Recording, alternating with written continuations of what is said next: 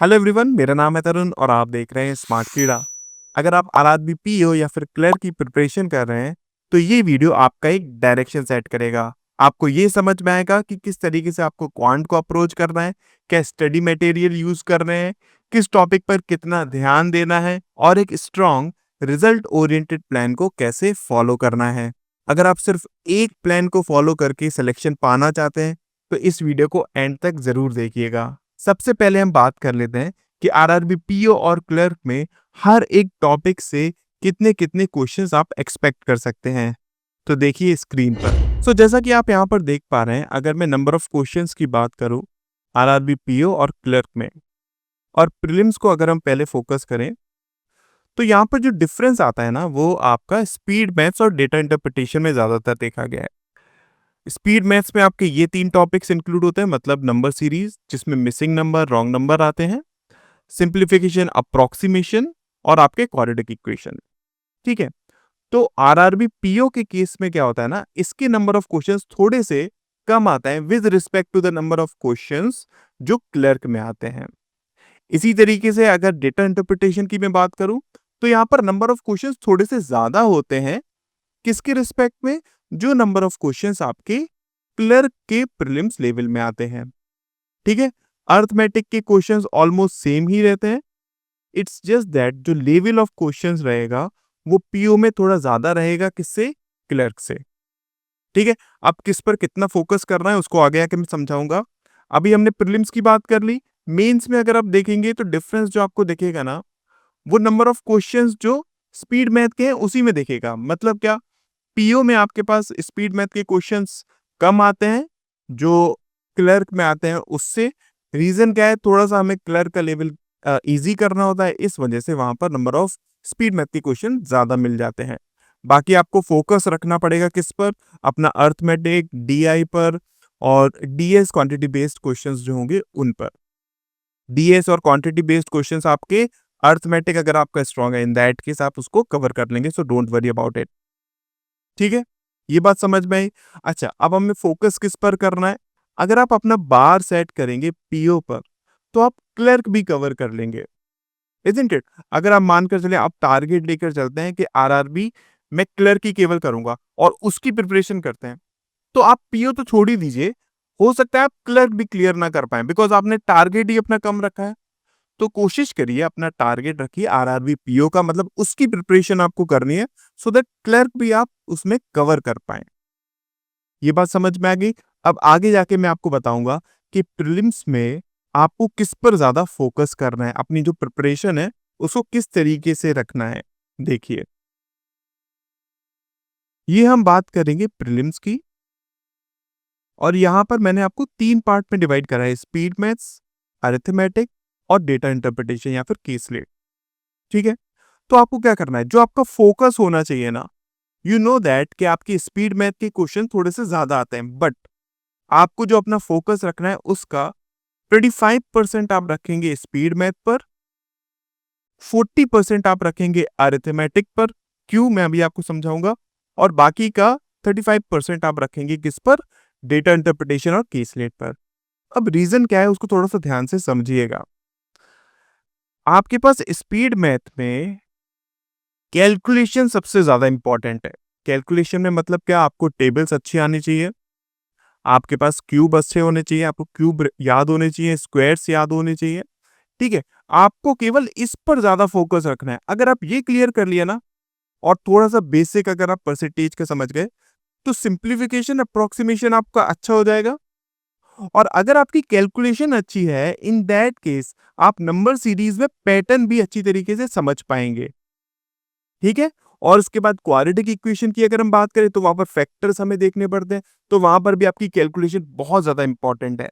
तो इसीलिए speed math में हम 25% अपना फोकस देंगे और उसमें भी ज्यादा से ज्यादा कोशिश करेंगे अपनी कैलकुलेशन को इंप्रूव करने की। इस बात पर बहुत ध्यान दीजिएगा। अगर आपकी कैलकुलेशन वीक है, अर्थमेटिक डीआई में भी आपको बहुत प्रॉब्लम हो जाएगी। तो अपनी कैलकुलेशन को स्टार्टिंग से ही इंप्रूव करने की कोशिश करिएगा। ठीक है। इसके बाद हम आते हैं अर्थमेटिक पर। अर्थमेटिक पर हमें ज्यादा फोकस क्यों करना है? बिकॉज मेंस में भी अर्थमेटिक का पार्ट बहुत ज्यादा रहता है। तो अर्थमेटिक में अगर आप परसेंटेज, एवरेज और रेशियोज को कवर कर लेंगे तो ये आपका बेस रहता है डेटा इंटरप्रिटेशन या फिर केसलेट का।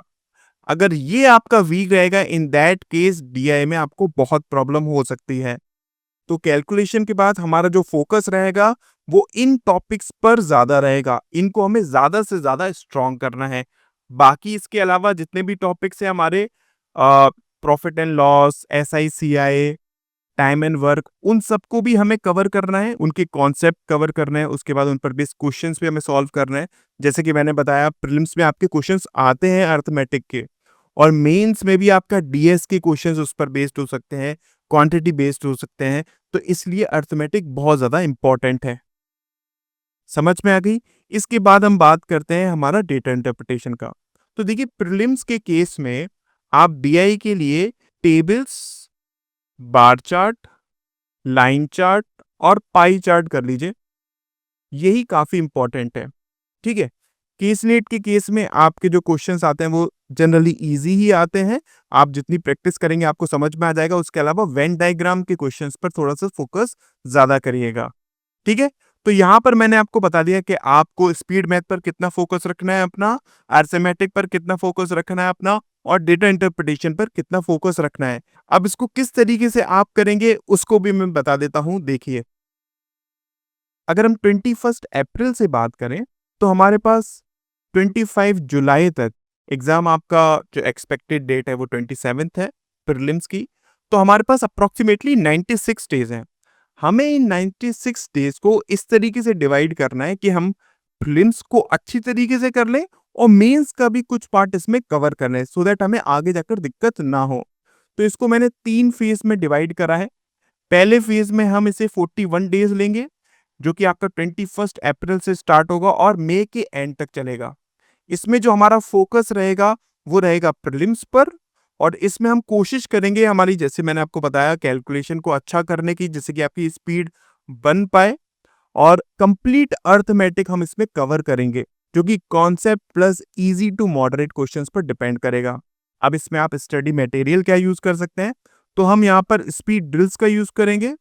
स्पीड ड्रिल में आप हर एक दिन अपने आप को टेस्ट करेंगे, जो भी आप टॉपिक पढ़ रहे हैं उस पर बेस्ड क्वेश्चंस प्रैक्टिस वहां से करेंगे। स्टार्टिंग के मंथ में आपको डेली या फिर ऑल्टरनेट डेज पर मॉक नहीं देना है, आप वीकली मॉक्स दीजिए और खुद को एनालाइज करिए कि इसमें आप क्या कर रहे हैं, किस तरीके से आपकी गलती आ रही है। वीक पॉइंट्स को आप लिखते हुए चलिए। समझ में आ गया? ये हम करेंगे फेज 1 में। और यहाँ पर हम डीआई भी, हमारा इजी टू मॉडरेट जो डीआई है उसको भी हम इन्हीं 41 डेज में कवर करेंगे, सो दैट हमें एक लेवल बन जाए कि हाँ हम क्वेश्चंस कर पाते हैं। और ये आपको साइमल्टेनियसली लेकर चलना होगा। ऐसा नहीं है कि आपने सिंप्लीफिकेशन, अप्रोक्सीमेशन, परसेंटेज, अर्थमेटिक के सारे कवर कर लिए उसके बाद डीआई स्टार्ट कर रहे हैं, नहीं। आपने परसेंटेज, मैं आपको यहां पर लिख भी दे रहा हूं, परसेंटेज, रेशियोज और एवरेज अगर कवर कर लिया, इन दैट केस आपको साथ में डीआई स्टार्ट करनी ही पड़ेगी, वरना देर हो जाएगी। तो फर्स्ट फेज से जो हमारा गोल रहेगा वो क्या, कि 80 to 90% हम अपना सिलेबस कवर कर लें और स्पीड हमारी अच्छी हो जाए। फिर सेकंड फेज पर आएंगे, यहां पर हम 40 डेज देंगे इसे, जो कि 1 जून से 10 जुलाई तक रहेगा। इसमें हम फोकस करेंगे, प्रीलिम्स का तो करेंगे ही करेंगे, और मेंस भी यहां पर हम स्टार्ट कर देंगे। यहां पर हम क्या करेंगे, 6 दिन पूरे स्पीड ड्रिल्स को यूज करेंगे स्टडी मटेरियल के लिए। मॉक्स वीकली ही देंगे, लेकिन यहां पर हम थोड़ा सा एनालाइज करना स्टार्ट कर देंगे थोड़ा ज्यादा। मतलब क्या होगा, आप वहां पर एनालाइज करेंगे आपके वीक पॉइंट्स क्या है, वीक टॉपिक्स क्या है, जो भी आपके वीक टॉपिक्स है उनको लिखते हुए चलिए। अगर आपको परसेंटेज में दिक्कत आ रही है तो उसको लिखते हुए चलिए, और वो जिससे भी आप पढ़ रहे हैं उनको डाउट वहां पर पूछते रहिए। उसके बाद जो हम लेवल ऑफ क्वेश्चन है उसको थोड़ा सा यहाँ पर बढ़ाएंगे। ठीक है, अर्थमेटिक के और डीआई के क्वेश्चंस भी ज्यादातर कोशिश करिएगा मॉडरेट क्वेश्चंस करने की, बिकॉज आरआरबी के जो लेवल रहता है उसमें बहुत ज्यादा डिफिकल्ट क्वेश्चंस वो नहीं पूछता है। तो आप मॉडरेट से थोड़ा सा अप करके क्वेश्चंस को करिएगा। यहाँ भी आप अपनी स्पीड ड्रिल्स का यूज कर सकते हैं, और हम फोकस करेंगे कुछ क्वेश्चंस डेटा सफिशिएंसी और क्वांटिटी बेस्ड क्वेश्चंस के भी। ठीक है, इस फेज में हमारा जो गोल रहेगा वो एक्यूरेसी को बढ़ाने का रहेगा, और मेंस के लेवल हम हैंडल कर पाए। वो हमें यहाँ पर मिल जाएगा। तो सेकंड फेज भी हो गया। अब थर्ड फेज में हमारे पास हम 15 डेज देंगे कंप्लीटली प्रीलिम्स को। अब यहाँ पर हमारे पास दिन क्योंकि कम रह जाएंगे प्रीलिम्स के लिए, तो इसलिए 11 जुलाई से 25 जुलाई तक हम पूरा कंसंट्रेट करेंगे प्रीलिम्स एग्जामिनेशन पर। इसमें मॉक्स और एनालाइज करेंगे कि मॉक्स में आप क्या गलती करें हर ऑल्टरनेटिव डेज में। जैसे कि मान लो कि फर्स्ट डे में आपने एक मॉक दिया, उसी दिन आपने एनालाइज करा कि देखो उसमें हो क्या रहा है। अब नेक्स्ट डे आप क्या करेंगे, आप सेक्शनल टेस्ट देंगे। ठीक है, आपने सेक्शनल टेस्ट दिया और जो भी आपने प्रीवियस डे में मिस्टेक्स करी थी, फिर देखिए आप दोबारा तो नहीं कर रहे हैं उसे, तो उसको एनालाइज करिए। ठीक है, फिर अगेन थर्ड डे आप मॉक दीजिए, एनालाइज करिए, फिर उसके नेक्स्ट दिन आप सेक्शनल दीजिए और फिर देखिए क्या आप मिस्टेक दोबारा तो नहीं कर रहे हैं। और डेली आप अपनी स्पीड ड्रिल को कंटिन्यू रखेंगे। यहां से आपको क्या होगा, आपकी स्पीड मैक्सिमम हो जाएगी और मिस्टेक्स जितनी थी वो कम से कम हो जाएगी। और आपका इस टाइम पर फोकस प्रीलिम्स पर ज्यादा है, तो जैसे ही अब प्रीलिम्स की डेट आएगी आप वहां पर ज्यादा से ज्यादा क्वेश्चंस कर पाएंगे। आई होप इस पूरे प्लान को आप ढंग से समझ पाए होंगे। कुछ पॉइंट्स मैं यहाँ पर ऐड करना चाहता हूँ। जैसे कि आप मॉक्स जब देंगे तो पूरे टाइम के लिए मॉक्स दीजिएगा, बीच में पॉज करके या सबमिट करके मत करिएगा। थोड़ी सी दिक्कत एग्जाम टाइम में आपको हो सकती है, तो कोशिश करिए मॉक्स दें तो उस पूरे एनवायरनमेंट में आप मॉक दें। आपकी प्रिपरेशन में हेल्प करने के लिए नेक्स्ट वीडियो में नंबर सीरीज पर दूंगा, जिसमें मैं आपको पैटर्न को किस तरीके से रिकॉग्नाइज करना है वो करना सिखाऊंगा।